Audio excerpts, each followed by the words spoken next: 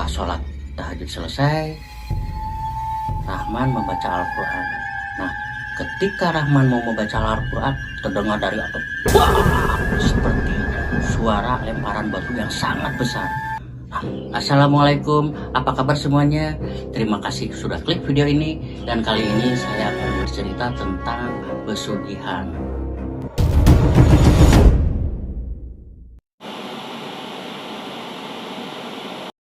Kisah ini berawal tahun 81, tepatnya setahun sebelum meletusnya Gunung Galunggung. Dan kisah ini diceritakan oleh sebut saja Mang Ade. Mang Ade berkisah pada saya. Dulu di kampung saya ada orang yang paling kaya. Sawahnya banyak, rumahnya besar, punya mobil. Biarpun mobil pada zaman dulu itu mobil kol ya, itu udah terbilang mewah lah gitu. Padahal usahanya hanya toko kecil, tapi harta kekayaannya berlimpah. Itu kata Mang Ade. Sebut saja Pak Arman. Pak Arman ini emang orangnya sangat baik, suka menolong kalau ada tetangga yang yang butuh. Pak Arman suka menolong. Jika ada sumbangan-sumbangan, Pak Arman selalu menyumbang yang paling duluan. Tapi ada aja warga yang suka iseng gitu, suka ngobrol-ngobrol, apalagi ketika ada siskamling gitu kan, suka ngobrol-ngobrol. Pada malam itu Mang Ade, Asep, Agus, sama Pak Ruslan, kita main gaple di pos hansip, sampai nyambi siskamling lah gitu. Mereka sambil main gaple ngobrol sana kemari gitu kan. Tiba-tiba Pak Ruslan nyeletuk, kata bahasa Sunda, lain orang lagi Gus, heran aku Pak Arman, padahal usahana mah leutiknya, tapi edan beungar jeung duitna loba, moalnya gitu, kata Pak Ruslan. Gus, kata Agus, jangan ngomong gitu ah, ya mungkin kaya, mungkin dapat harta warisan, atau jangan suzon dulu lah gitu. Ya iya mah bisi. Ingat nggak waktu Pak Ruslan datang ke sini, ke kampung ini, apa usahanya? Warung kecil, kopi, jualan rokok. Itu pun warungnya kecil, tapi edan ayeuna gila. Heran saya gitu. Terus saya herannya, tiap tahun pasti tidak pernah absen ada yang meninggal karyawan. Kan bingung saya. Udahlah, dan kata Agus, bisi kadengi sudah jangan dibahas lah. Singkat cerita, mereka mengalihkan pembicaraan ke hal-hal yang lain, membicarakan sana kemari, dan sampai waktu masuk subuh, tidak terasa sudah subuh. Akhirnya mereka bareng-bareng lalu sholat bareng dan pulang ke rumahnya masing-masing. Lalu beberapa bulan kemudian, tanpa sengaja Ruslan membeli rokok di tokonya Pak Arman, dan kebetulan yang ladangin itu karyawannya. Setelah membeli rokok, karyawannya bilang, Pak Ruslan, itu tadi ada Pak Arman nanyain katanya. Tapi nggak lama kemudian Pak Arman keluar. Pak Ruslan, ini nih saya ada perlu apa Pak Arman? Ini saya butuh, bisa tolong nggak, saya butuh karyawan buat nemenin si Ujang nih gitu. Kemarin kan meninggal nih, jadi Ujang kasihan kerepotan gitu, ngeladangin sendirian gitu.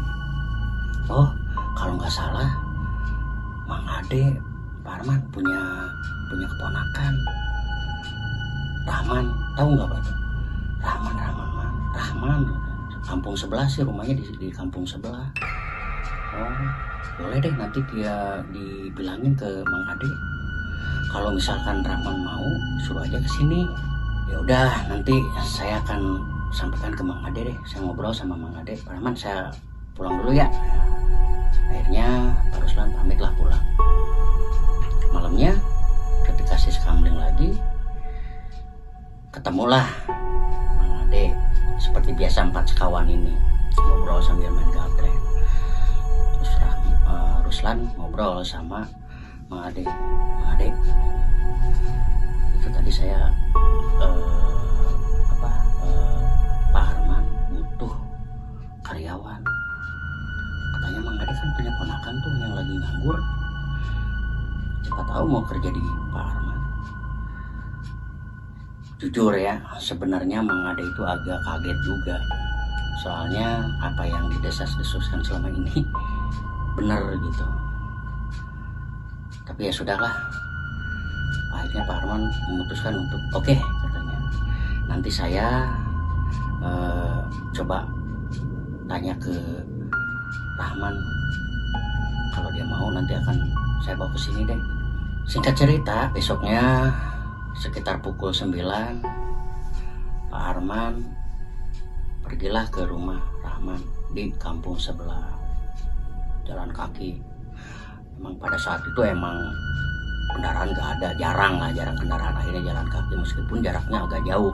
Dan akhirnya nyampailah di rumah Rahman. Setelah mengucapkan salam, masuk ngobrol-ngobrol, akhirnya Mang Ade mengutarakan, maksudnya ini Man, katanya, ini ada tawaran kerja nih di tokonya Pak Arman. Tahu nggak kamu Pak Arman?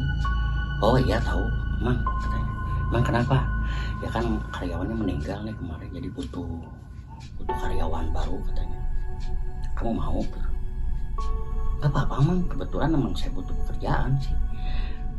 Saya mau nikah Mang, ada kerjaan, jadi betul lah, boleh lah Mang. Tapi ada yang ganjel. Mang, ganjel apa Mang? Nggak kan bisa ada desas-desus kalau akhirnya mereka bercerita bahwa Pak Arman begini. Saya akan ceritakan dulu nih. Rahman ini adalah pernah mondok di pesantren. Dia seorang guru ngaji juga, dia orang yang soleh, suka azan, dan yang ini dia suka kalau ada yang kesurupan, dia yang suka sembuhin. Kalau ada bersihin rumah yang ada energi negatif, Rahmannya lah yang suka ngebantu. Nah, singkat cerita, mereka pergilah ke rumah Pak Arman. Di perjalanan Arman dan Mang Ade ngobrol, terus Mang Ade nanya lagi, memastikan, Man, yakin Man, insya Allah yakin Mang, ayolah Mang, insya Allah gak ada apa-apa Mang.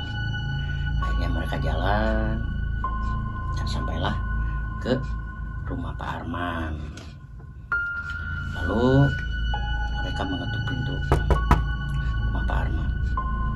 Setelah dibukakan pintu, lalu Mang Ade sama Rahman dipersilahkan masuk oleh Pak Arman. Mereka langsung ngobrol dan nyanggupi untuk kerja di Pak Arman, jaga toko sama Ujang. Singkat cerita, setelah berbulan-bulan Rahman bekerja di Pak Arman,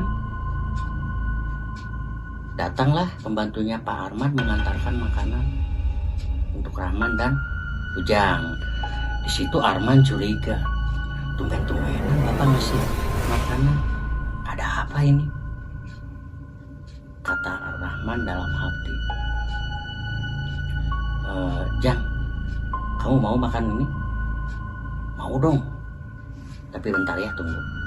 Lalu diambillah makanan itu dan dibacakan doa-doa sama Rahman. Setelah dibacaan doa-doa, Rahman mencium Setelah itu Rahman bicara sama Ujang, "Yang, kamu gak usah makan makanan ini ya, soalnya ada sesuatu." Oh ya udah, akhirnya Rahman memakan makanan itu sendirian. Keesokan harinya Rahman bangun tengah malam. Biasa Rahman suka bangun tengah malam untuk melaksanakan sholat tahajud.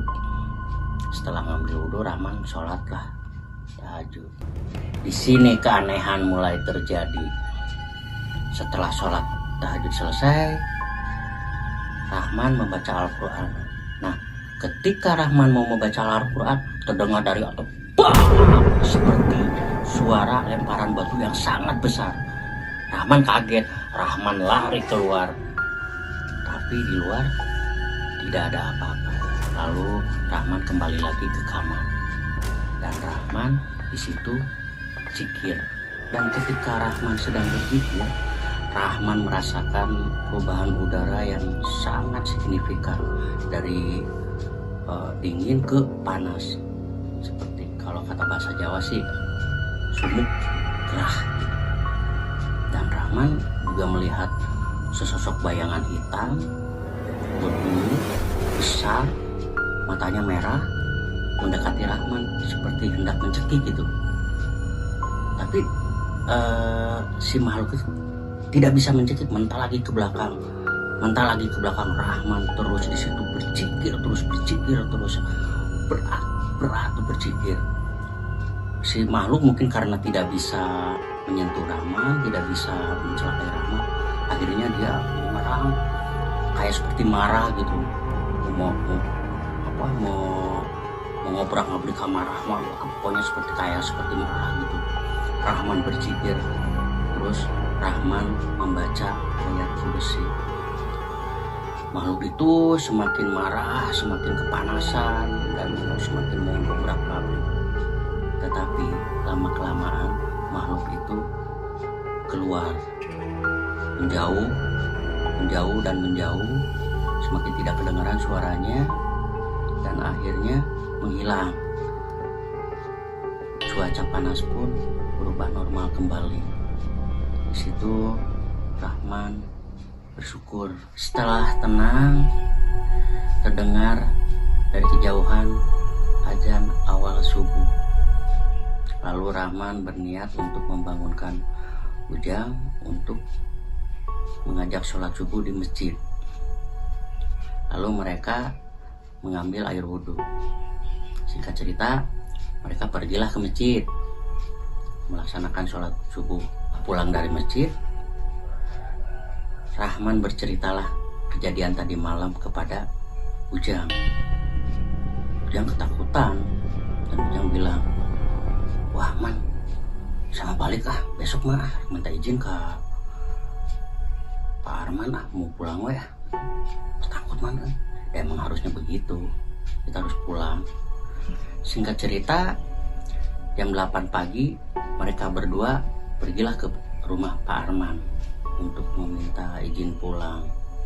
Dan ternyata sesampainya di sana, Pak Arman dan Bu Arman sudah meninggal.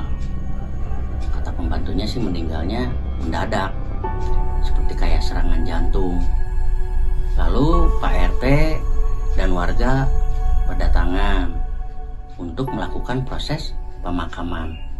Setelah proses pemakaman selesai, besoknya rumah Pak Arman sama tokonya Pak Arman kebakaran.